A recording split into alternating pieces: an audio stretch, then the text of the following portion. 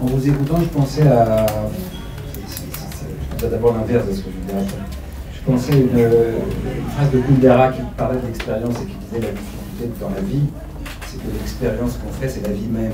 Donc on ne peut pas dire j'expérimente et puis je verrai après comment je fais, parce que le fait d'expérimenter, c'est confondre avec la vie. Et c'est un peu, pardon, je vais le dire de façon un peu triviale, mais je trouve que la présentation de ce que vous faites, de ce que vous dites, est d'une très grande banalité. Ça me frappe toujours quand on parle de pragmatisme, qu'il s'agisse de l'omelette ou de sortir du trou, bon. Mais je trouve que si je réfléchis à la présentation que vous faites, je me dis, c'est une espèce de phénoménologie de la vie elle-même. Et finalement, on fait des expériences, on se ramasse, on sait bien qu'on a une théorie. Alors on essaye, ça ne marche pas, on essaye autrement, mais je trouve que finalement dire, en conclure que l'individu devient ses expériences, oui d'accord, c'est-à-dire je trouve tout ça très banal en fait, et ça me frappe à chaque fois parce que dire que l'expérience est la vie même, oui ça va sans dire. Je veux dire, alors peut-être ça va mieux en le disant, mais je trouve quand même que c'est... J'ai l'impression d'un développement d'idées générales un peu vagues sur ce que chacun expérimente dans sa propre vie, et que ça n'est rien davantage. Sauf peut-être le point... alors, bon, sur l'éducation, j'entends bien l'intérêt que ça a sur l'éducation par rapport à des méthodes traditionnelles, d'enseignement, etc. J'entends bien. Sur le plan artistique aussi. Sur l'espèce d'épistémologie des sciences, à un moment vous dites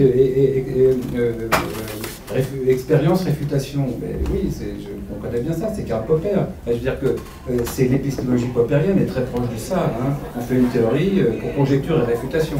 Ça revient un peu à conjecture et réfutation. Donc ça nous emmène dans une espèce sur le plan scientifique, je dirais, des fondaments de ce que j'ai dit avant sur la vie quotidienne, ça nous emmène dans une espèce d'épistémologie qui me paraît, à mon avis, un peu complexe pour nous, de par ce sur quoi elle a débouché, qui est toujours très antidialectique. Donc en deux mots, je dirais, je trouve la description de ce que fait Dewey assez banale. Je pense que c'est une phénoménologie de la vie quotidienne qui se confond avec la vie elle-même. Et sur l'éducation, je vois bien l'intérêt. Sur l'espèce d'épistémologie, conjecture et réfutation, je trouve que ce sont des idées qui sont pas forcément, qui sont assez contestables, discutables. Voilà, grosso modo. La barre derrière. Oui, ça va. Mais je ne trouve pas que ce soit banal. Je ne trouve pas que ce soit banal, sa conception de l'expérience que vous avez exposée. Et je trouve qu'au contraire, c'est un peu problématique. Si on prend ce que vous avez dit par rapport à l'éducation, à savoir que l'expérience doit combiner à la fois le faire et l'objet. Or, si on prend le problème de l'école, j'ai l'impression que justement ça... Le problème de l'école. Ah oui, l'école, si on pardon. prend le problème de l'école, ce qui a été fait en pédagogie, etc., j'ai l'impression que ça, justement, on ne sait pas le faire. C'est-à-dire que cette conjonction n'a rarement lieu. Et ce qu'on a reproché, justement, par exemple, ce qu'Hannah Arendt reproche à Dewey, c'est que Dewey serait à l'origine d'écoles. Alors, est-ce que c'est lui ou est-ce que c'est pas que Dewey serait à l'origine d'écoles aux États-Unis qui mettent l'accent uniquement sur le faire et où l'objet, justement, disparaît. Et donc, cette notion d'expérience, au sens où il y aurait la jonction entre le faire et l'objet, c'est ça qui n'est pas banal, c'est-à-dire cette jonction, quoi. Et si on prend le problème de la pédagogie, c'est ça qu'on n'arrive pas vraiment à faire. C'est-à-dire que soit on a le faire, et puis l'objet, soit l'objet. Mais la conjonction des deux, c'est vraiment très problématique, quoi. D'autre part, ce que je voulais dire par rapport à la question de l'éducation, c'est que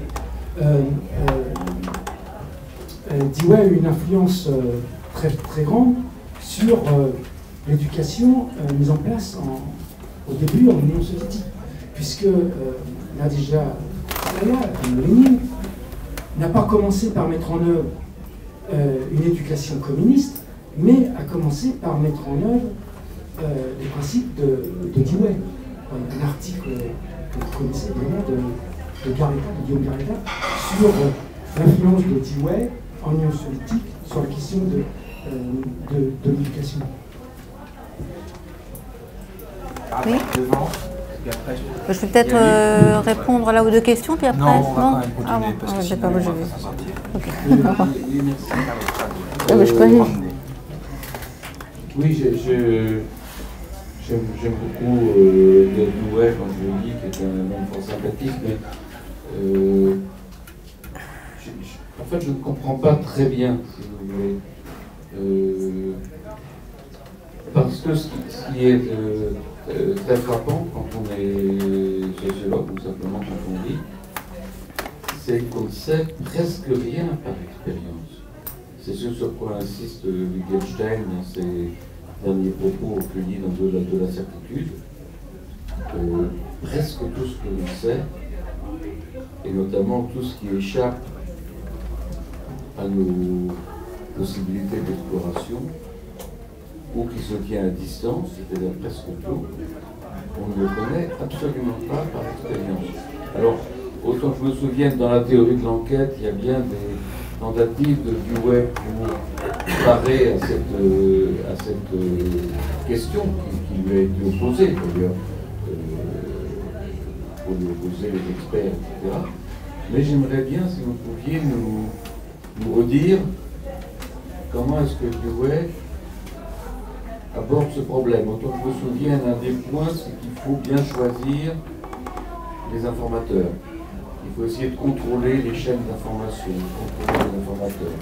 Et puis tout ça me semble effectivement soit parfois un peu trivial, il faut bien le dire, comme le dit mon voisin, soit problématique par rapport à cette question de quelle est mon expérience de ce qui se passe en Syrie. Alors j'ai un fils qui est journaliste, qui va en Syrie, qui est à l'aide, on ne peut plus, et qui va à Erbil, par exemple. Il me ramène lui-même, il a très peu d'expérience quand il va à Erbil. Il voit 20 personnes, 30 personnes, il entend des coups de feu. Donc si vous voulez, j'aimerais bien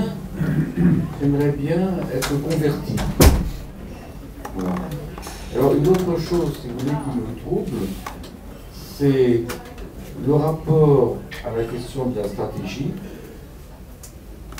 et les plans d'expérience qui, disons, n'auraient pas notre approbation en tant que personnes libérales, puisque nous sommes tous des libéraux contemporains, comme par exemple avoir l'expérience du fait que les femmes, si on ne les voile pas, se conduisent très très mal, ou avoir l'expérience du fait que les juifs sont tous des voleurs, ou etc., ou avoir l'expérience, comme c'est le cas maintenant dans notre pays, de la proximité avec des gens qui ont l'étiquette de musulmans est insupportable.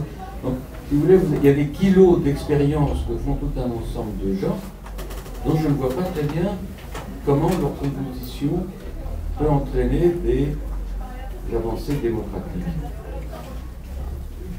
Il y a derrière. Moi, j'aurais voulu avoir des précisions. Au fond, ce qui m'a frappé, c'est que cette idée d'expérience, elle est définie en creux.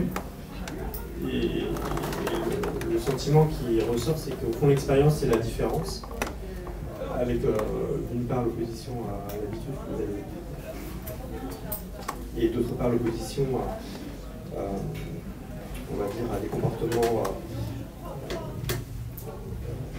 induits par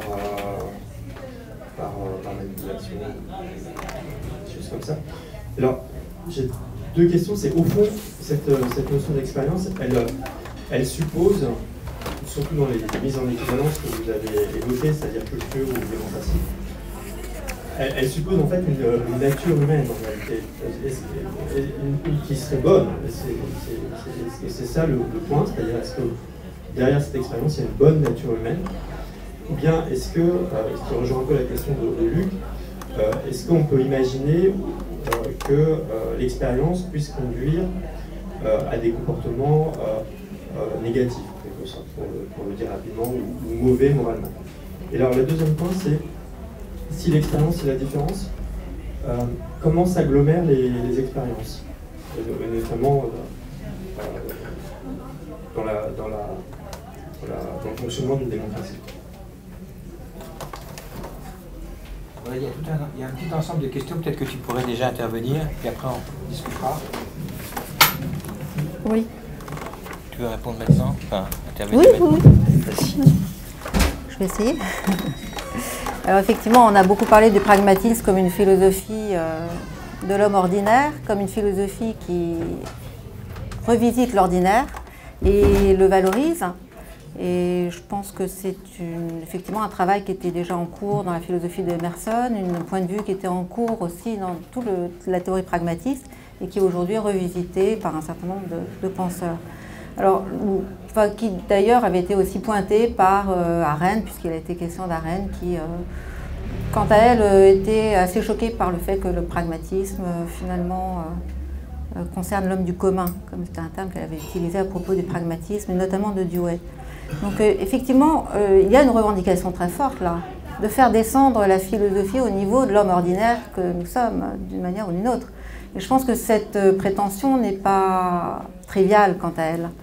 Peut-être que les exemples, moi j'ai choisi justement des exemples de la vie ordinaire, j'aurais pu prendre d'autres exemples.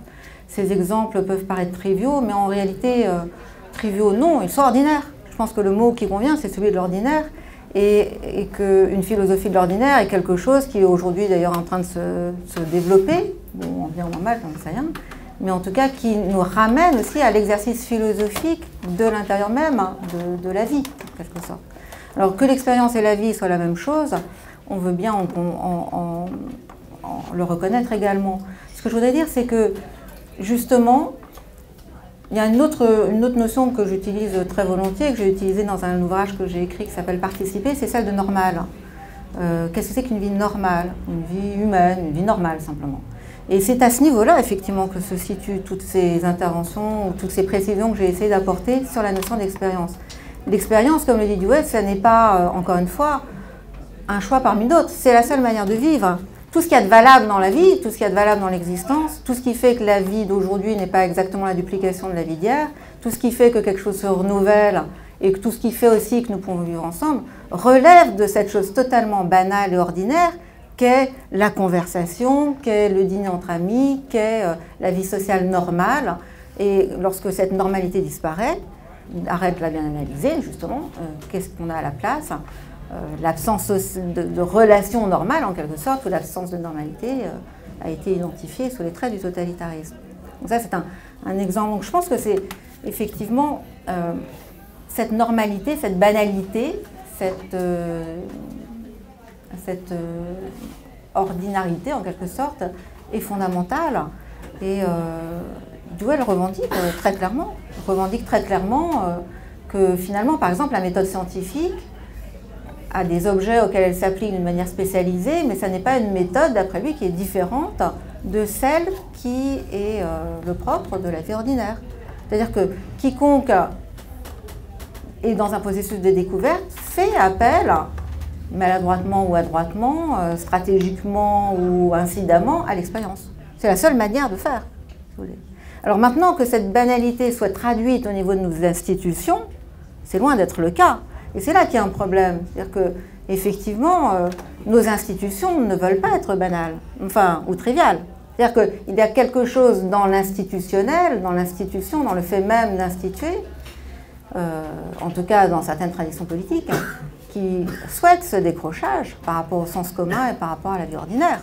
Et ça se traduit effectivement très clairement par le fait que ni en politique, ni souvent dans les sciences, bon, ça dépend des époques considérées, ni en art, même aujourd'hui encore, ni en morale, ça c'est très clair, ni dans les théories sociales, finalement cette incidence du caractère totalement ordinaire de l'expérience qui est le fondement même ou la condition de l'individuation de chacun d'entre nous est respectée et portée en quelque sorte.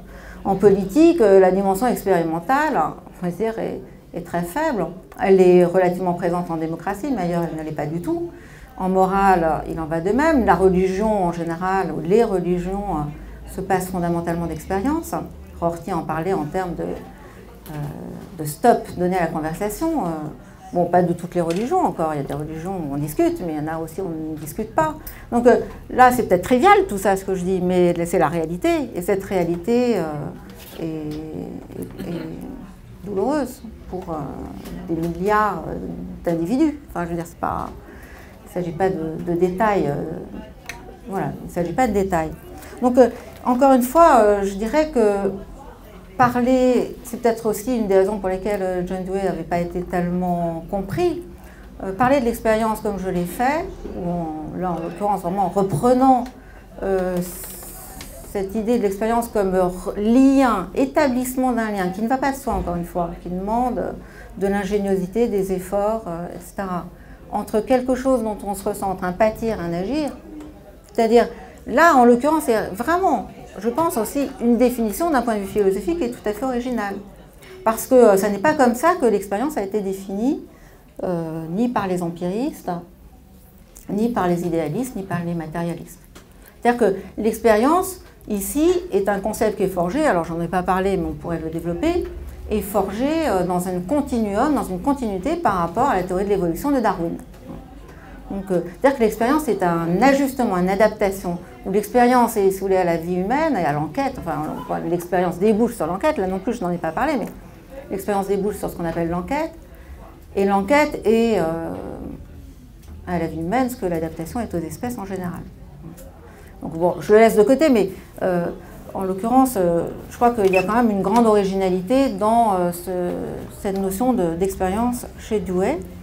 Et on peut aussi en parler, je veux dire, par exemple, quand je disais normal, ordinaire, on peut, bon, c'est un auteur qu'on cite beaucoup, on peut penser à Winnicott, c'est intéressant parce que justement, il a aussi pris en considération la construction, l'édification sociale du sujet, en considérant le nourrisson et l'environnement normal, l'environnement suffisamment bon, comme il le dit, est un environnement qui est simplement normal.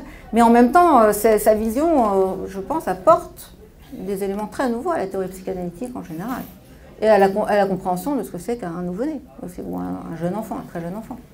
Donc, je veux dire, réinsérer du normal, ou du banal, ou du trivial, ou de l'ordinaire dans nos hautes conceptions de l'existence, de la philosophie, de la psychanalyse ou de la politique, à mon avis, ça n'est pas ordinaire ni trivial.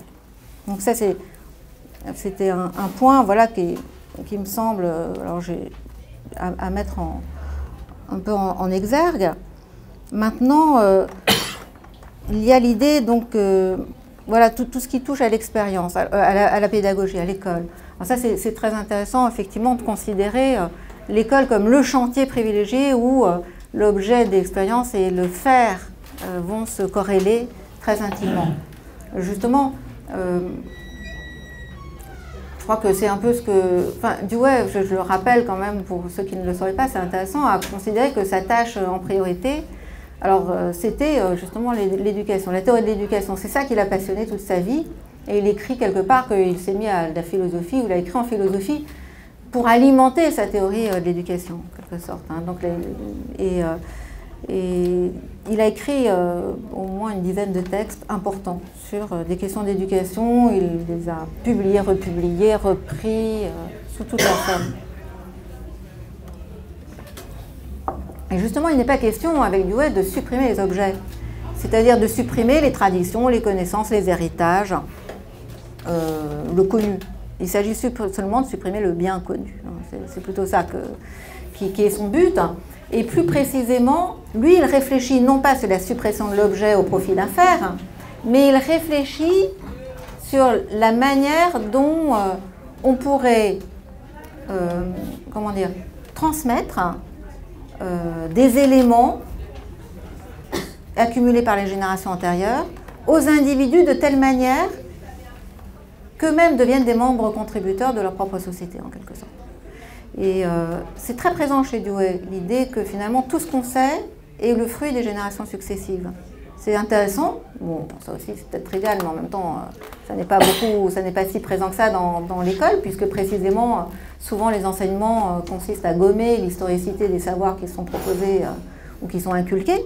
Donc là, il y a une prise en charge de l'historicité de la constitution des savoirs, et cette prise en charge est menée de telle manière que les matériaux proposés aux élèves, ils sont proposés justement, sont adaptés, et c'est à nouveau ce concept qu'on peut rencontrer ici, ou ajustés aux capacités d'expérience des élèves.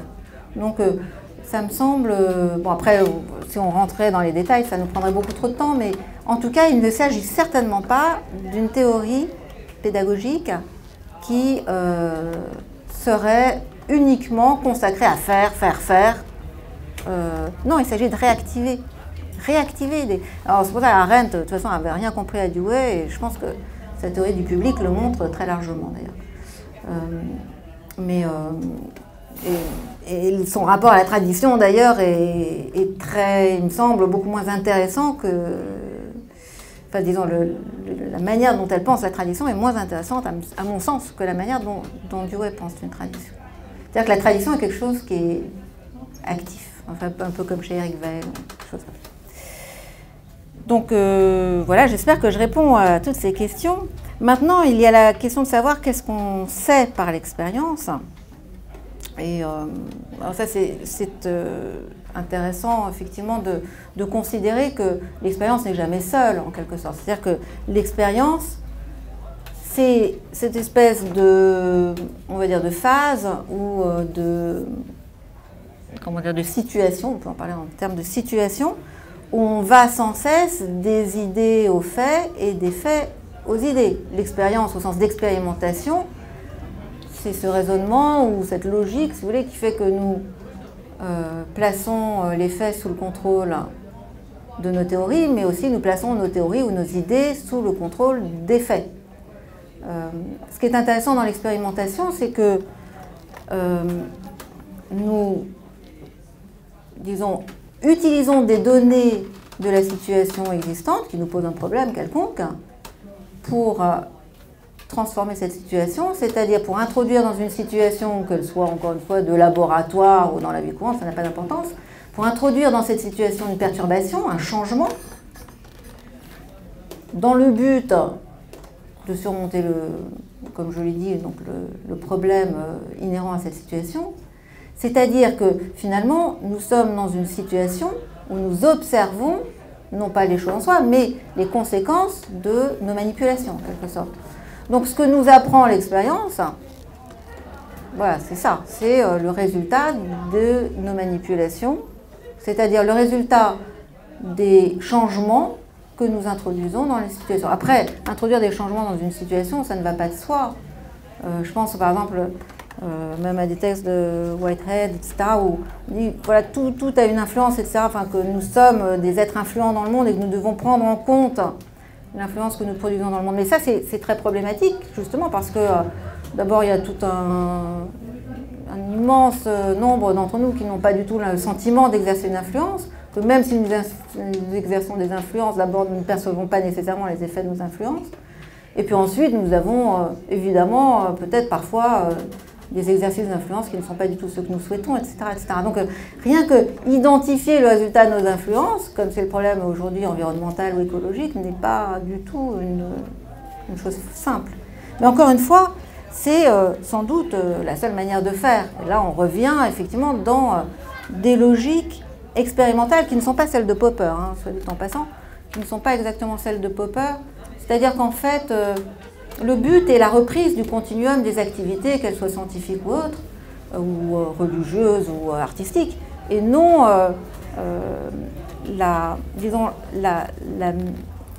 l'épreuve de véracité des théories qui étaient données au départ. Alors, ce qui est important ici, je dirais aussi, quand on considère l'expérience, c'est pour ça que j'ai parlé d'art aussi, je parlais de politique, c'est que la question de ce qu'on sait par l'expérience n'épuise pas l'expérience. C'est-à-dire qu'effectivement, l'expérience est quelque chose qui éventuellement nous apprend quelque chose, donc je n'en sais rien.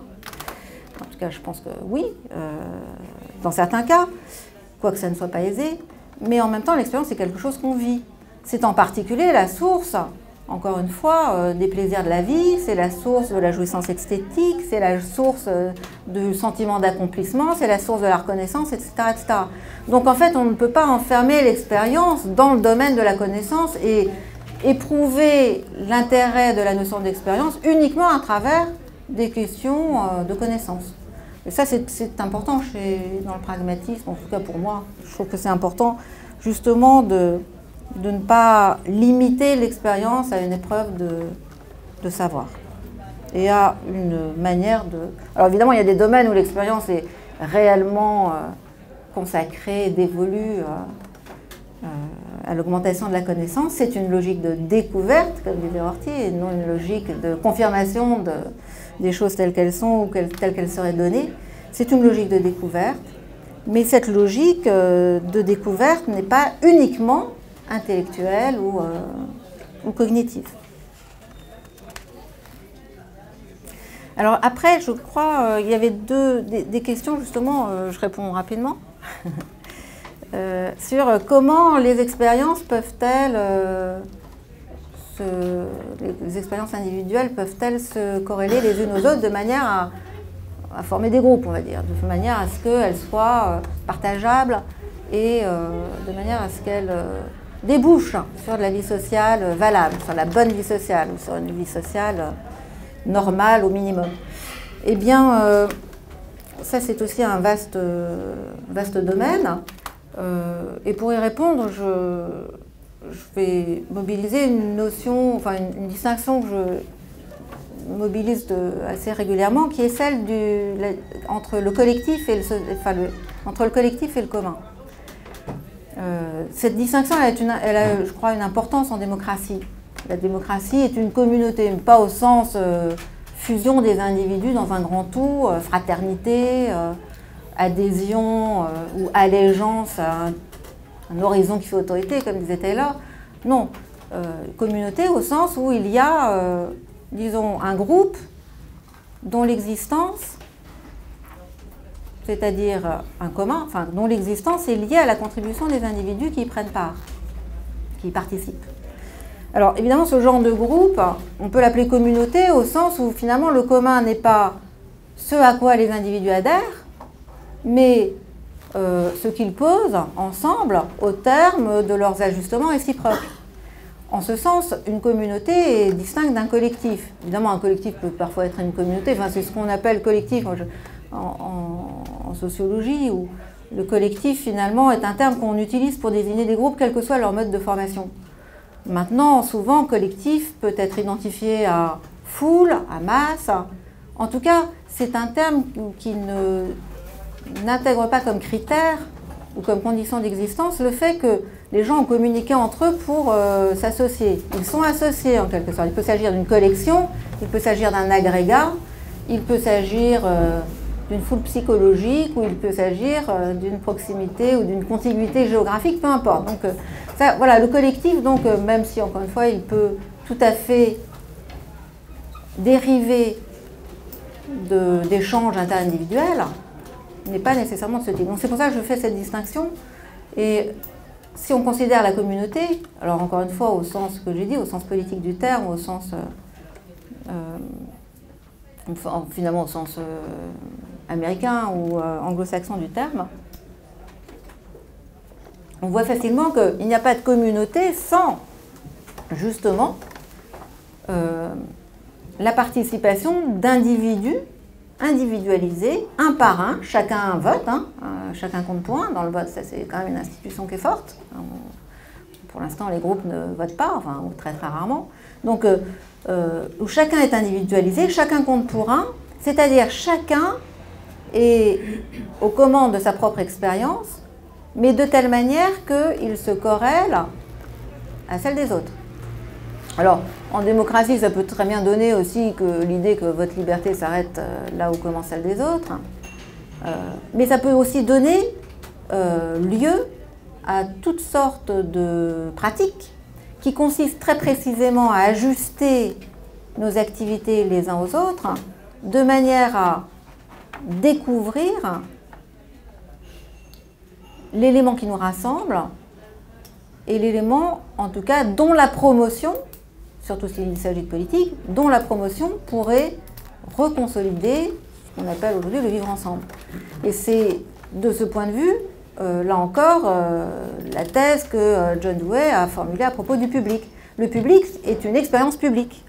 Et qu'est-ce que c'est que l'expérience publique? Alors je ne reviens pas sur la thèse de 1927, l'expérience publique, c'est l'expérience que le public, en tant qu'il est produit par les effets préjudiciables de l'interdépendance, c'est-à-dire par les activités d'autrui, cherche à s'organiser, cherche à sortir de sa détresse, cherche à retrouver en quelque sorte une initiative et en ce sens va partir en quelque sorte à la recherche de lui-même. Alors pour qu'il parte à la recherche de lui-même, là encore c'est compliqué, on a beaucoup accusé Dewey, sans doute à juste titre d'ailleurs, d'avoir beaucoup simplifié tous les problèmes qui se posent sur la route de ce public qui est à la recherche de lui-même, mais je pense qu'aujourd'hui les théories de la démocratie, notamment participative, prennent à bras-le-corps ce problème et imaginent des solutions pour que justement les publics, avec un retour d'ailleurs sur la question du local versus le global, pour que les publics s'organisent au sens où ils s'autogouvernent, au sens où ils sont emmenés dans une logique d'autogouvernement, de self-gouvernement, et donc à l'initiative, en tout cas en partie, de l'agenda du gouvernement. Avec évidemment ensuite des questions de confrontation, de comment, enfin c'est des choses qu'on peut étudier dans plein de domaines, par exemple même dans le domaine de la, comment on appelle ça, de la reconnaissance, hein, où il y a aussi des espèces de montées en généralité à partir d'expériences locales, des croisements d'expériences qui sédimentent peu à peu. Alors évidemment, pour que mon expérience rencontre celle d'autrui, il faut aussi que je la présente dans des termes qu'ils puissent comprendre et aussi que je revisite ma propre expérience de telle manière qu'elle soit effectivement partageable. Bon, évidemment, toute prétention à l'expérience n'est pas audible, n'est pas légitime. Alors voilà, je crois que j'ai à peu près fait le tour de... Je voudrais intervenir sous forme d'une interrogation plus générale qui est... Enfin, ce qui me surprend, finalement, ce qu'on pourrait se poser comme question, c'est qu'est-ce que John Dewey, avoir une question pragmatiste par rapport au pragmatisme, c'est-à-dire qu'est-ce que le pragmatisme nous fait? Qu'est-ce que ça nous aide à penser différemment? Et là, justement, je suis très frappé par le fait que nos premiers intervenants disent tous, en gros, on est dans la banalité. Ça ne nous apprend rien, ça nous fait rire. Or, je ne suis vraiment pas d'accord avec ça. Et là, je voudrais dire ce que le pragmatisme peut nous aider. Enfin, je voudrais essayer de donner quelques exemples de ce que le pragmatisme, en ce qui me concerne, me permet de penser différemment. Qu'est-ce que ça me fait, le pragmatisme, pour penser des choses différemment? Parce que c'est curieux qu'on dise c'est banal, alors que si on regarde ce qui est toute la tradition de la pensée, de l'histoire de la pensée française, c'est le rationalisme, qui est quelque chose de plus contradictoire avec le pragmatisme. Le rationalisme, quelque part, qui est une espèce de raison qui se développe hors expérience, c'est quelque chose de la plus étrangère au pragmatisme, la plus remise en cause par le pragmatisme. Alors, moi j'ai vécu le pragmatisme comme un courant d'air frais, où je pourrais donner trois exemples. Par exemple, quand on prend une question politique très importante aujourd'hui, qui est la question des biens communs. On dit il y a une question qui se pose aujourd'hui, c'est celle des biens communs et la façon dont le capitalisme aujourd'hui s'accapare les biens communs pour les derniers biens communs qui restent en permanence, il s'en empare et les redéfinit, que ce soit l'eau. Si on prend cette question des biens communs, on peut avoir une démarche rationaliste. C'est celle qu'on aura souvent, celle que moi j'ai eue souvent, qui consiste à faire la liste de ce qu'on considère comme des biens indispensables à l'humanité. Et on dit voilà la liste, alors il y aura l'eau, il y aura la qualité de l'air, il y aura éventuellement l'argent et les banques, il y aura des choses comme ça dont on fera la liste parce qu'ils sont indispensables à la survie de l'humanité. C'est une vision très rationaliste des choses. Je pense qu'une vision pragmatiste, ce serait de dire les biens communs, c'est quoi? C'est ce qu'on est capable de gérer en commun. Et donc, qu'est-ce qu'on est capable de gérer en commun? Est-ce qu'on est capable de gérer en commun l'eau? Et du coup, ça pose la question différemment. Comment? Ça pose la question, comment? Ce n'est pas des biens communs a priori. C'est des biens communs si nous sommes capables de mettre en place des dispositifs pour pouvoir les gérer en commun. Donc ça passe par des dispositifs d'action et pas simplement par un raisonnement rationaliste qui ferait une liste des choses qui sont indispensables à la survie de l'humanité. Donc c'est les pensées par l'expérience, c'est les pensées par le bas en permanence. D'autres questions qui me semblent importantes, où la démarche rationaliste s'oppose à la démarche pragmatiste. Sur des propositions politiques qu'on fait, il y a un débat entre les gens qui participent à la revue Contretemps en ce moment. C'est pas un secret que je révèle, hein, Francis. Il y a un débat sur la question, la position à avoir sur la question de la Constitution. Okay. Par rapport aux lois qui ont été votées, etc. Quelle position avoir sur la Constitution? je trouve que finalement, le débat est très dur, on l'a eu plus ou moins, il faudra qu'on le rêve, et éventuellement même dans la société Louise Michel, c'est un débat intéressant. Mais je trouve que finalement, les positions tendent à se focaliser sur deux manières d'aborder les choses. Est-ce qu'on les aborde en fonction des principes? Une position rationaliste, je trouve. Nous sommes par principe pour telle et telle chose, et voilà comment ça s'applique. Ou est-ce qu'on les applique sous une autre façon? Qu'est-ce que les propositions qu'on fait sur la prostitution ont comme conséquences? Parce que les conséquences, les principes qu'on veut appliquer peuvent avoir des conséquences qui sont pires. C'est-à-dire c'est cette façon dont les conséquences rejoignent la question des fins. Comment on ne peut pas séparer les fins des conséquences? Ça, c'est le pragmatisme qui vous l'apprend. Parce que les principes autour desquels on juge des propositions qui sont faites sur la prostitution, c'est pas le problème qu'elles correspondent bien aux principes. Le problème, c'est que les principes, il y a une transition vers ces principes, qui est les conséquences des propositions qu'on a. Donc on peut avoir le principe d'être pour un monde sans prostitution, ça ne résout pas le problème des propositions qu'on fait. Parce que les propositions, elles ne se vérifient pas à ces principes ultimes, elles se vérifient aux conséquences qu'elles ont immédiatement. Et ça, c'est sur quoi Dewey insiste beaucoup dans sa réponse à Trotsky. C'est, attention, il n'y a pas les fins ultimes d'un côté et les conséquences. Il y a un continuum entre les conséquences des propositions qu'on fait. Je prendrai une dernière proposition qui, pour moi, était très éclairante. C'est que l'extrême gauche a souvent avancé dans les manifestations, etc., une proposition par rapport au chômage aujourd'hui, qui était l'interdiction des licenciements. Il faut interdire les licenciements. Alors effectivement, il y a eu beaucoup de discussions autour de ça. Qu'est-ce qu'on fait de cette proposition? Comment on l'a fait? Pourquoi, etc. Comment on juge cette proposition? On la juge en fonction des principes. Oui, pourquoi pas. Ça nous donne, en fonction des principes, ça ne nous donne pas beaucoup de manières de dire. Par contre, ce qui est intéressant, c'est de la juger de manière pragmatique en fonction des conséquences. C'est-à-dire que la question qu'on se posera, c'est pas est-ce qu'elle est juste, théoriquement, rationnellement, dans un monde idéal, mais est-ce que cette proposition faite par un courant politique, comment elle est reprise? Est-ce que des gens la reprennent? Est-ce que ça les aide à mieux mener leur lutte? Est-ce que ça active? Est-ce qu'elle revient en permanence? Est-ce qu'elle est reprise massivement? Est-ce que ça crée un courant d'opinion? Est-ce que ça crée quelque chose de nouveau dans la société de gens qui le font? Et que c'est à cela qu'on va juger cette proposition. Donc on ne la jugera pas en fonction de principes théoriques, mais on va la juger à son efficacité pratique, à savoir est-ce qu'elle fait. Et moi je trouve que ça c'est extrêmement riche du coup, de penser, de se dire attention comment on pense des propositions de ce genre, est-ce qu'on les pense en gros de manière rationaliste, ou est-ce qu'on les pense de manière pragmatiste. Et je trouve que de ce point de vue-là, pour moi le pragmatisme a toujours représenté un courant d'air frais, dans un certain dogmatisme, un courant d'air frais. Et j'ai trouvé que en ce qui me concerne, je ne dirais pas que le pragmatisme est contradictoire avec le marxisme, par exemple, mais que le marxisme a besoin de pragmatisme, a besoin d'être pragmatisé quelque part, et de se ressourcer en permanence à quelque chose qui ne sépare plus les fins des conséquences, mais qui crée un continuum entre fins et conséquences, ou par exemple qui ne sépare plus, souvent chez les marxistes aussi, je parle pour une expérience qui n'est pas forcément l'expérience de tout le monde ici, mais enfin de quelques-uns, il y a toujours l'analyse des situations en termes objectifs et en termes subjectifs. Qu'est-ce que la conscience? Quelle est la conscience des gens, etc.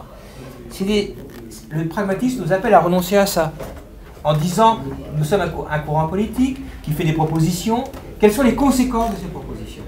Et pas, est-ce qu'il y a des objectifs où on maintient des mots d'ordre que personne n'écoute, etc. Donc quelles sont les conséquences à juger chaque chose en fonction des conséquences? Moi je trouve que ça fait pénétrer. Donc je suis très...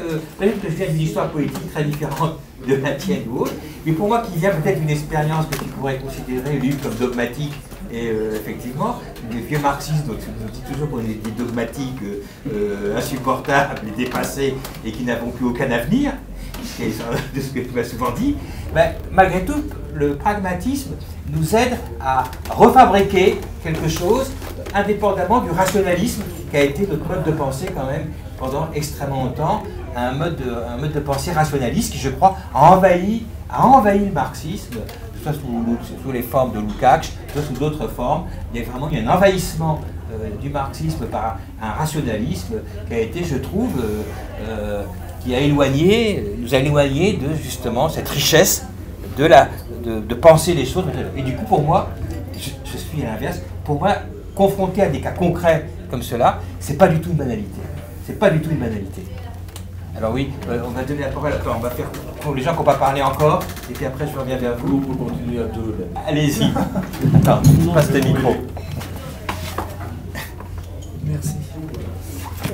Oui, je ne vais pas rebondir sur ce que vous venez d'évoquer sur le marxisme. Moi, je voudrais revenir sur des choses que vous venez d'évoquer à Joël-Zask, sur quand vous avez parlé, en répondant beaucoup aux critiques sur le banal, vous avez employé l'idée d'ordinaire, d'homme ordinaire, de situation ordinaire. Moi, il y a quelque chose que j'aimerais bien, je connais du mal, très mal duré, et par contre, je m'intéresse pas mal à ce qu'il dit sur l'art. Pardon. Sur l'art. Et il y a une notion là que j'arrive pas trop à cerner, donc si vous pouviez la préciser, c'est quelle est la place qui est faite dans le pragmatisme de Dewey à l'ordre social dans lequel s'inscrit l'expérience. Toute expérience, je la fais dans un ordre préexistant. Il ne me semble pas qu'on fasse l'expérience de l'ordre social lui-même directement.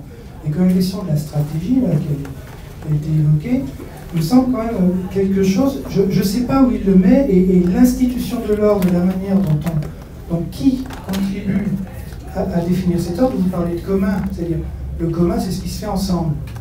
Oui, qui concrètement et comment. Je voudrais juste donner un exemple pour illustrer ce que je veux dire, qui est un exemple pris dans l'art, justement, d'un artiste qui a fait une expérience et une œuvre qui s'appelle Raivo Kusem, qui est un nom imprononçable, qui est une œuvre qui fait date de façon souterraine depuis ces années-là, dans les années 70, fin 70, dans le mouvement conceptuel. Voilà, c'est cet artiste qui a beaucoup réfléchi dans sa carrière précédente sur le fait des stratégies, justement, en trouvant que c'était finalement très simple de produire des œuvres qui avaient l'air d'œuvres individuelles, d'expériences personnelles, et qui en fait étaient stratégiquement implantées dans un certain ordre donné dans lequel ils pouvaient s'inscrire à loisir. Et à un moment donné, il décide de pousser plus loin cette inscription-là, et il décide de l'inscrire dans les questionnements politiques. Alors, il habite dans une petite ville aux États-Unis, il se fait élire maire, comme tout citoyen, il se présente, il a un programme, il a une liste, il se fait donc élire sur un programme politique, c'est une petite ville banale des États-Unis, et sa stratégie secrète, c'est de dissoudre la ville, de la faire disparaître. Et en 2 ans, il le fait, il le réalise avec l'aval de tous, et il fait accepter par la totalité de la communauté l'idée que la meilleure des choses à faire, c'est de se dissoudre et de disparaître, et finalement les communes avoisinantes vont reprendre des petits bouts et s'agglomérer des morceaux de la... Donc il le fait en 2 ans, et il publie l'ensemble des traces de cette action en tant qu'œuvre d'art conceptuel, à la suite de quoi il arrête de faire de l'art. Heureusement. Alors c'est une œuvre qui a été éditée récemment, sur laquelle il a écrit un peu de choses, qui a été rééditée par ABM, un groupe magazine qui a publié une petite compilation de cette histoire. Moi, ça me pose plein de questions. Où est l'expérience là-dedans? Il intervient très précisément sur quel est l'ordre social dans lequel je vais imposer à la société, mais je vais l'imposer avec l'aval de tous. L'expérience de tous va en être changée. Des gens qui habitaient à Rossendale et leurs enfants n'y habiteront plus. Mais le résultat de tout ça, c'est que quelqu'un, à un moment donné, pour un pur acte artistique, esthétique, dans la lignée du conceptualisme, et qui effectivement dans cette lignée-là est totalement loin de John Cage, mais voilà, il crée une œuvre dont on parle un petit peu en ce moment. Je sais pas si c'est clair. Oui. Qui est-ce qui va intervenir? Oui, moi je suis aussi assez surprise d'entendre que ça serait complètement banal. À mon avis, ça l'est tellement pas que j'ai attendu 4 ans pendant mes études de philosophie pour entendre le mot pragmatisme. Et c'est vrai que pour moi aussi, ça a été un moment de libération parce que, en fait, le pragmatisme m'a permis aussi de comprendre, d'historiciser toutes les connaissances qu'on m'apportait pendant mes études de philosophie et de replacer dans l'histoire de la pensée dans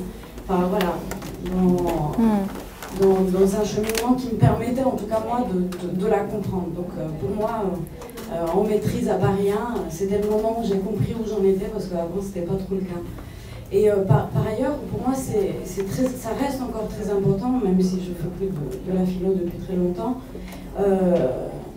En tout cas, sur 3 aspects qui ont trait à ma vie normale, à ma vie quotidienne. Le premier, c'est le rapport aux sciences. Je trouve que c'est encore c'est assez douloureux, hein, notre rapport à la science en tant qu'institution.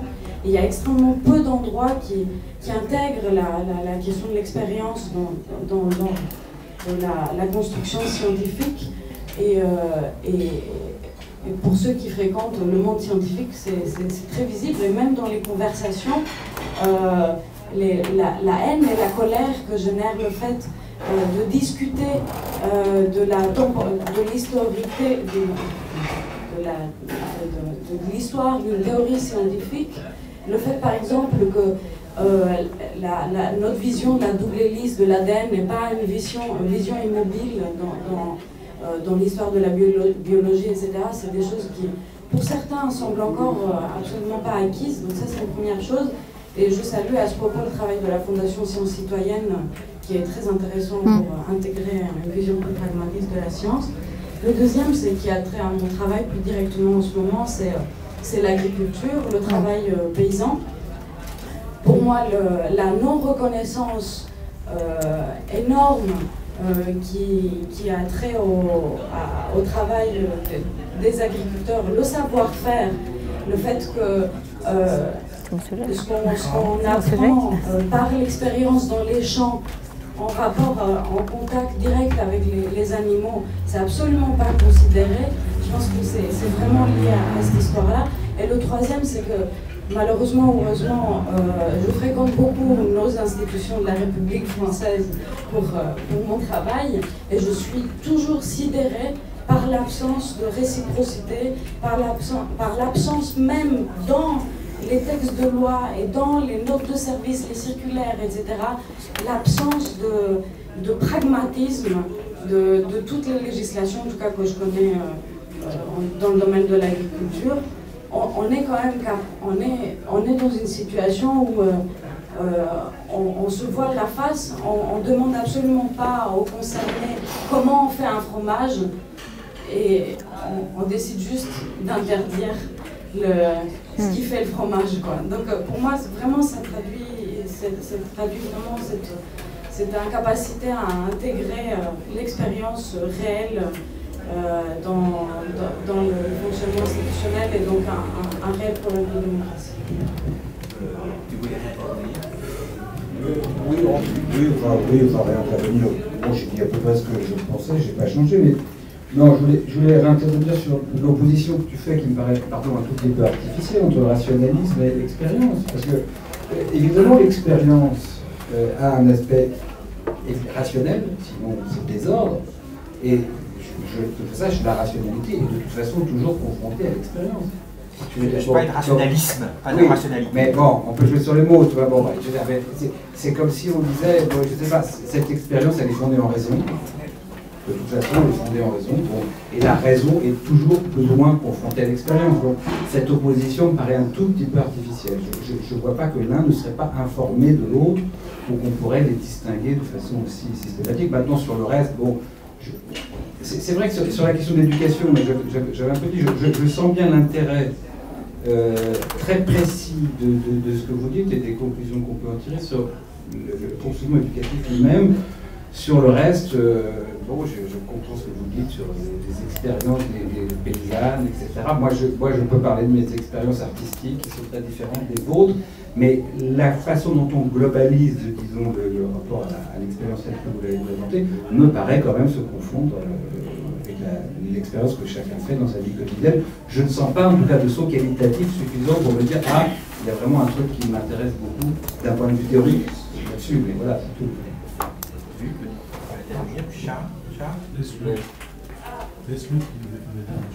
Non, comment dire, je pense que je pense que Dewey, ou ce qu'on disons la nébuleuse pragmatisme, a été très important en sociologie. Là, je parle en sociologue, quand elle s'est introduite il y a maintenant une trentaine d'années, pour au fond être plus attentif à ce qui se passait dans des groupes de petite taille quand même, les motifs que les gens donnaient de leurs actions, etc. Mais je ne crois pas beaucoup au pragmatisme éthico-politique. je crois que c'est très sympathique, mais que c'est assez faible. Et je voulais vous poser une question. Il y a un article que j'aime beaucoup qui a été écrit par un sociologue américain colombien qui s'appelle Alan Silver, et qui traite de l'importance très très grande. Pourquoi est-ce que la sociologie américaine s'est toujours intéressée à des petits groupes? Et lui, sa réponse, c'est à cause de l'importance dans la formation des États-Unis de la communauté religieuse locale, ou de la paroisse protestante, je ne sais pas quel est bien le terme, qui est relativement autonome et relativement, disons, on va dire, démocratique, pour dire. Et est-ce que c'est un univers qui était celui de Dewey? Est-ce que, au fond, son univers de formation ou de référence était ce que les Américains appellent community, qui pour nous est très peu compréhensible. You belong to the community. C'est quoi? C'est un mélange d'habitat, c'est une très forte connotation religieuse, etc. Est-ce que Dewey avait des liens avec ça? Voilà, je vais m'arrêter là. Charles. Je vais dire calmement quelque chose. Il ne faut pas faire une caricature de Trotsky quand même, au départ. D'après la description que tu en as fait, certes rapidement, Philippe, on a l'impression que leur morale est la nôtre, dit que la fin justifie les moyens. Ça dit explicitement l'inverse. Explicitement l'inverse. Et je ne crois pas que ce soit un apport fondamental de Dewey dans cette discussion, j'ai lu son texte, de rappeler ce qui est effectivement vrai, c'est-à-dire que les moyens conditionnent la fin. Et qu'un certain type de fin aussi conditionne les moyens. Bon, alors une fois qu'on est sorti de ça, qui est quand même assez trivial, sur le fond, je trouve, moi, le problème, c'est pas que ce soit trivial, mais je pense qu'il y a un problème, je suis un peu d'accord avec la façon dont Luc vient de poser la question, parce que appliquer à l'expérience individuelle, bon, certainement, et l'expérience individuelle, c'est une interaction entre son bagage personnel, le bagage lui-même est configuré par son expérience, et la nature, la société, etc. etc. Bon, on voit très bien, et on peut sans doute exploiter ça du point de vue théorique et du point de vue même politique par certains aspects. Mais dès qu'on parle d'un corps social, d'une société, d'une classe sociale, d'une catégorie sociale, comment on dit ça? Comment on dit ça? Je vais prendre un exemple caricatural. Caricatural, j'insiste. Les gens qui ont été déportés pendant la guerre, leur expérience, c'est quoi? C'est une expérience insondable, immense de la douleur. Et quelle est la conséquence de cette expérience? Quelqu'un est capable de dire ici quelle est la conséquence de cette expérience en termes collectifs? Il y a des gens qui ont vécu ça et qui, aujourd'hui, en Europe ou ailleurs, en Israël ou ailleurs, on pense que, non pas qu'il faut bousiller tout le monde et tuer tout le monde, mais enfin que finalement ne sont pas choqués par des schémas de reproduction de ce qu'ils ont eux-mêmes vécu. Bon. Donc l'expérience ne leur a rien enseigné. Sinon la douleur. Sinon la douleur. Alors, au niveau collectif et social, moi je n'arrive pas à accrocher sur ce que Joël Zask a dit, parce que je comprends l'intérêt, et effectivement je pense que ça a un rapport avec des catégories ou des groupes qui sont des groupes restreints, mais dès qu'on essaye de projeter ça au niveau politique, je pense que ça ne peut pas s'appliquer, que ça ne s'applique d'ailleurs pas. Parce que l'expérience collective d'un groupe, enfin, mais l'expérience collective d'un groupe, y compris dans des grandes luttes, récemment en Espagne par exemple, pour prendre un exemple récent, cette expérience collective très importante, la conséquence qui en est tirée et ce que ça forge au niveau de cet ensemble de plusieurs dizaines, centaines de milliers de personnes, etc. Qu'est-ce que ça forge de clair? Qu'est-ce que ça forge de visible et de transmissible en termes de perspective? Pour l'instant, hélas, peut-être, mais pas grand-chose. Donc c'est que la connexion entre l'expérience individuelle, ça va sans dire, mais surtout collective, et le fait d'en sortir quelque chose, ou d'en déduire quelque chose qui puisse être collectivement exprimé, je trouve que non seulement c'est pas évident, mais que c'est fortement démenti, me semble-t-il, par les expériences pour le coup. Dernière chose, les biens communs, c'est pas ce qu'on peut maîtriser en commun. Pas d'accord. Pas d'accord du tout, parce qu'avec une définition comme ça, on est dans la démocratie communautaire et locale. On peut maîtriser l'énergie en commun. On peut avoir des idées, tu dirais des principes, toi, dans le rejet de ta jeunesse, mais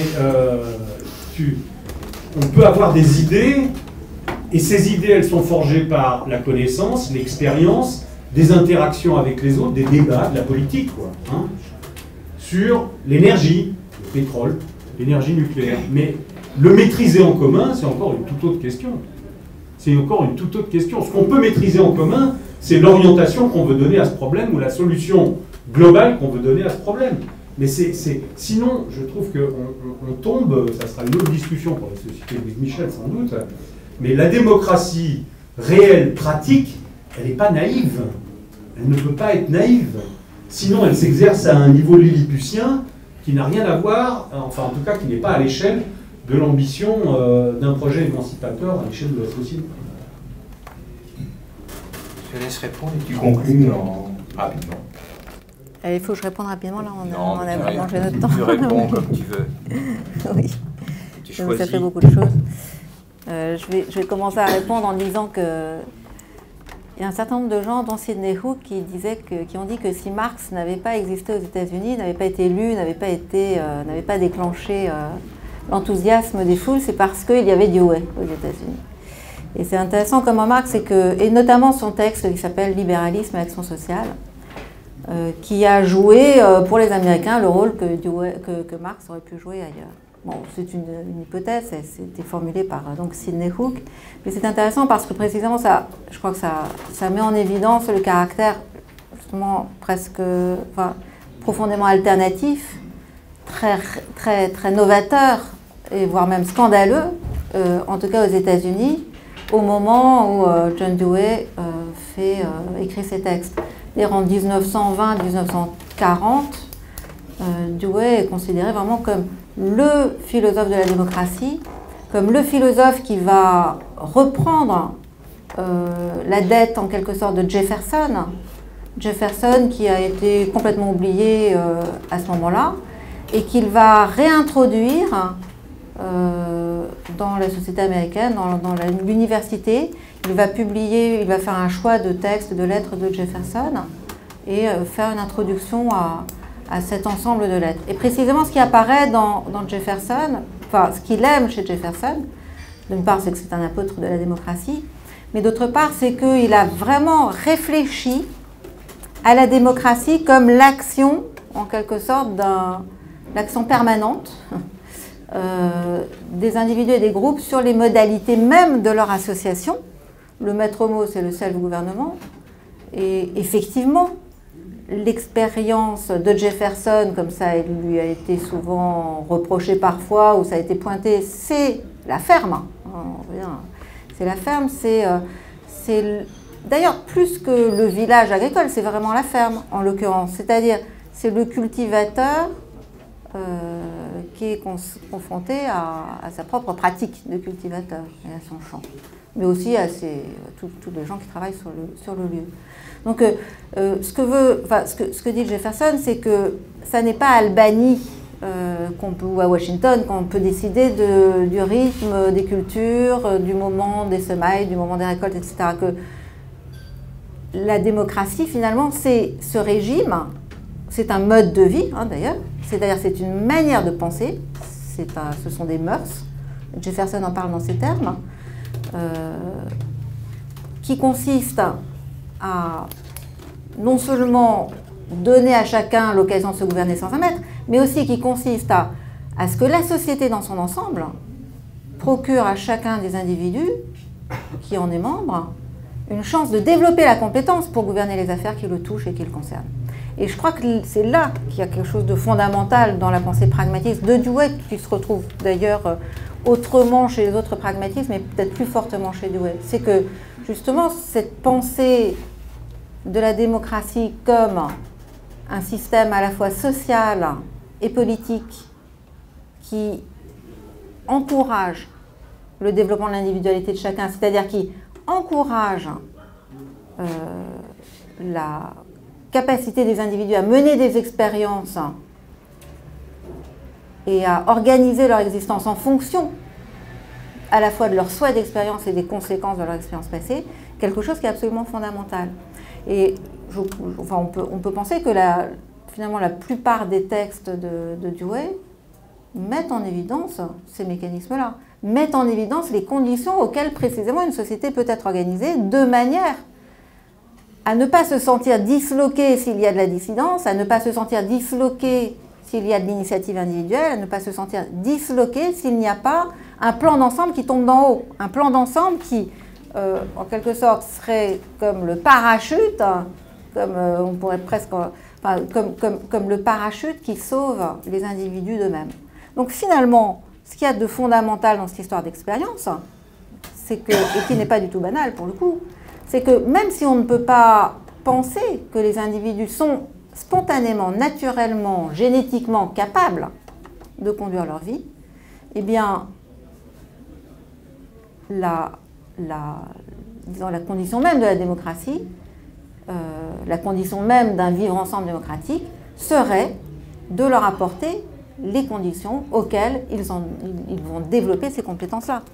Et qu'il s'agisse d'école, qu'il s'agisse de politique, qu'il s'agisse de l'enseignement des sciences, qu'il s'agisse de l'enseignement des arts, voire d'un certain nombre d'arts, effectivement, on peut sans cesse, et de fait, nous nous confrontons sans cesse à des systèmes organisationnels, à des systèmes institutionnels qui, au lieu de tenir les individus pour potentiellement compétents quant à la conduite de leur existence, les irresponsabilisent, les déresponsabilisent et les invalident dans leurs propres efforts.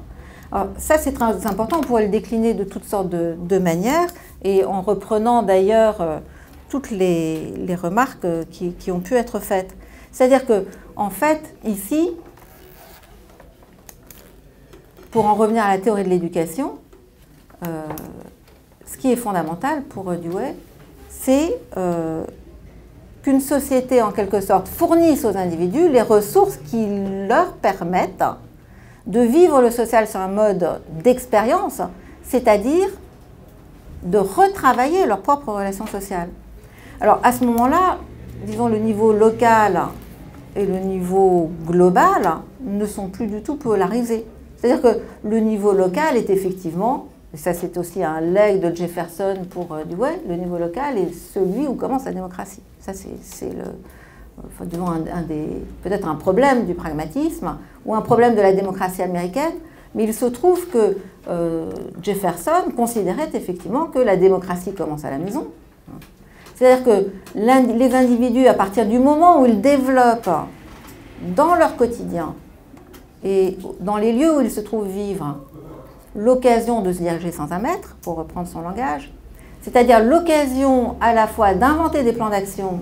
Il ne s'agit pas véritablement de stratégie, parce que la stratégie signifierait que la fin est donnée et qu'on va essayer de trouver les moyens pour l'atteindre. Non, il s'agit, comme le disait Philippe d'une certaine façon, de corréler les fins et les moyens. Enfin, j'y reviens tout de suite. Mais en tout cas, à partir du moment où quand les individus ont cette habitude-là, quand ils le développent dans leurs occupations quotidiennes, leur famille, à l'église, à la maison ou dans la ferme, alors à ce moment-là, nous dit Jefferson, ils préféreront mourir, qu'on leur arrache le cœur, dit-il, plutôt que de se laisser gouverner par un Napoléon ou par un César. Bon, c'est dans l'autre ordre.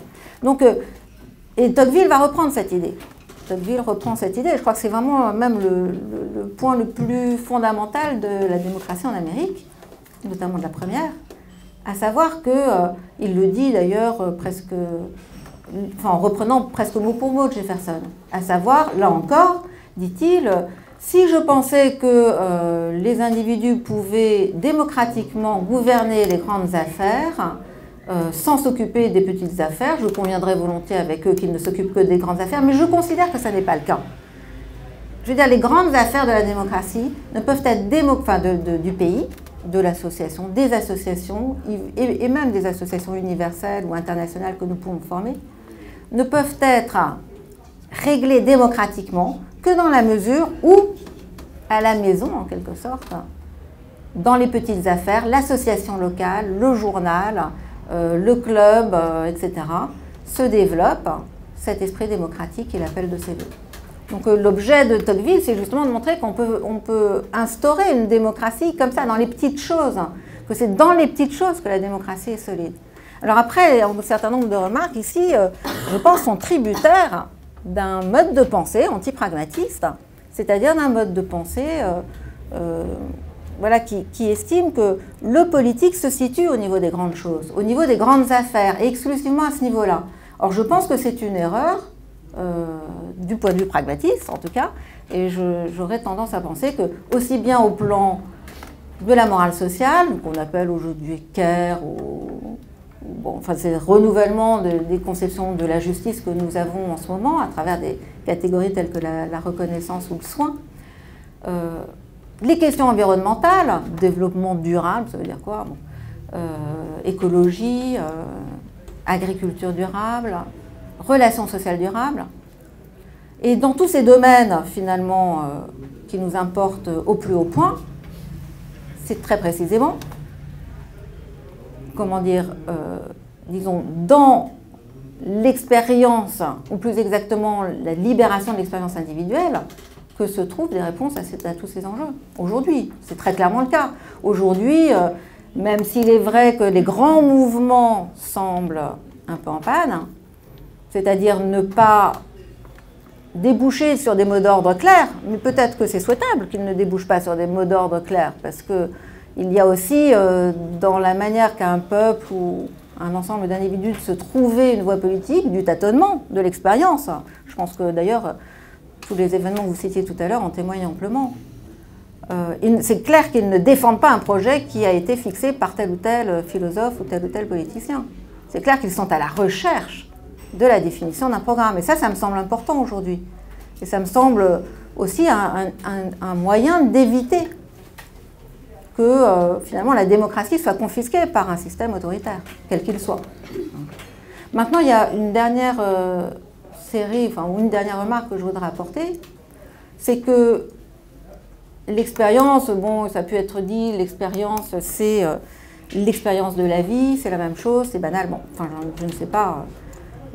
Mais en réalité, ça ne semble pas si fréquent que cela. C'est-à-dire que le nombre d'individus qui sont privés de possibilités d'expérience, et c'est de là que j'étais partie, et je voudrais le réitérer, parce qu'apparemment, ça n'a peut-être pas été assez entendu, le nombre d'individus qui ont le sentiment que, justement, la capacité, la possibilité, la compétence, le droit même à faire des expériences leur a été ôté, sont légion.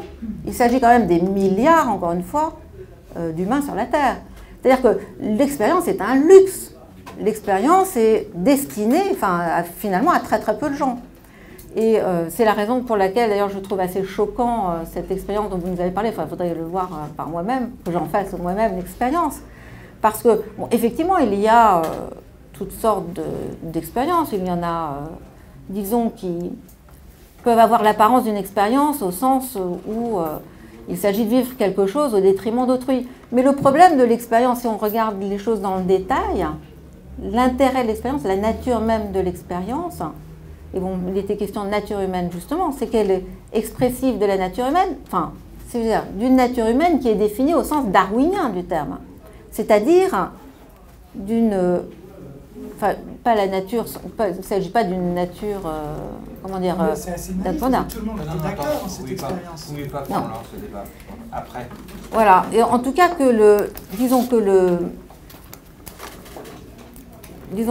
l'expérience d'un individu n'est telle que dans la mesure où, justement, elle débouche... Elle peut être... C'est très présent chez Peirce ou chez Dewey, où elle peut être convertie en un matériau d'expérience ultérieure. Hormis peut-être certains cas très précis, encore. Non, même tout rentre dans cette catégorie. C'est-à-dire que l'expérience peut être dite conclusive, réussie, dans la mesure où elle recrée, comme je l'ai dit, ce continuum de l'existence, c'est-à-dire la suite d'une vie vécue sur le mode de l'expérience, c'est-à-dire, encore une fois, renouvelée chaque jour, même chaque minute, si c'était possible. Bien. Vous avez dit que votre artiste a cessé, enfin l'artiste a cessé de faire de l'art, bon, les gens ont cessé d'être... Donc, d'une certaine façon, il a détruit les conditions de son expérience ultérieure. Bon, sans doute qu'il est reparti d'ailleurs, je ne sais pas.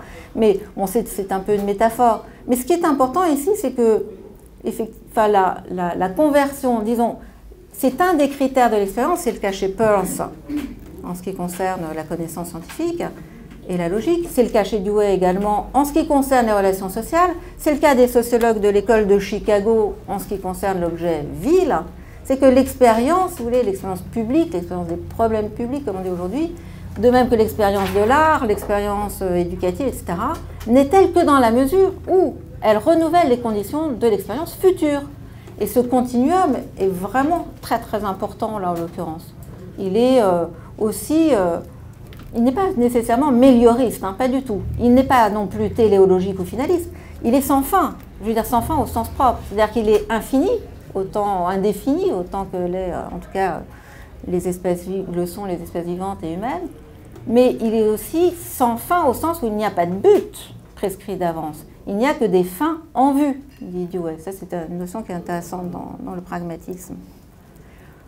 Et voilà, donc... encore une fois, évidemment, comme nous ne vivons pas seuls, nos expériences qui détruisent les possibilités d'expérience d'autrui ne sont plus des expériences. C'est ça.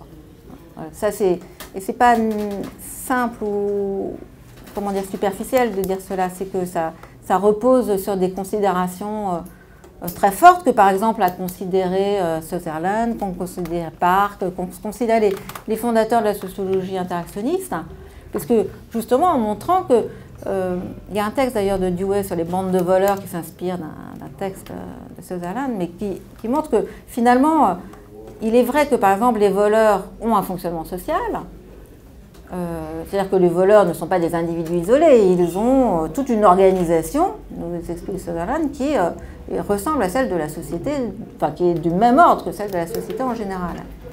Mais le problème des voleurs, c'est qu'ils ne peuvent pas interagir, sauf quand toute la société devient une voleuse, enfin bon, ce qu'il envisage d'ailleurs, on est à Chicago, mais les voleurs forment un groupe qui est privé d'une possibilité d'interaction avec d'autres groupes, ou d'interaction normale avec d'autres groupes, et qui par conséquent,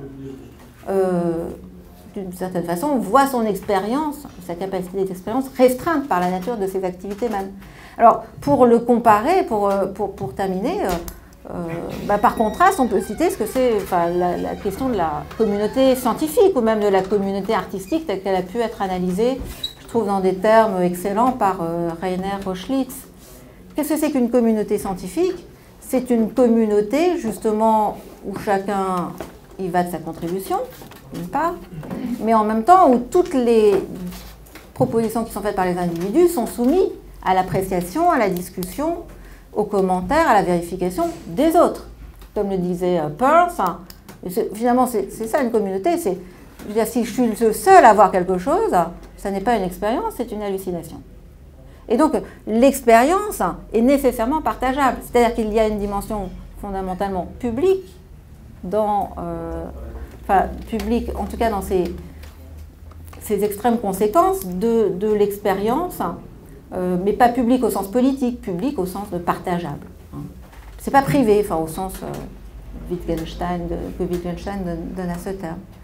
Donc tout cela pour signifier que non, effectivement, il y a, à mon sens, une extrême nouveauté et une véritable alternative, notamment au plan politique d'ailleurs, dans le pragmatisme, qui apporte aux pratiques démocratiques, aux visions démocratiques et aux espoirs démocratiques des modes de raisonnement et des perceptions qui me semblent absolument nécessaires aujourd'hui. Merci.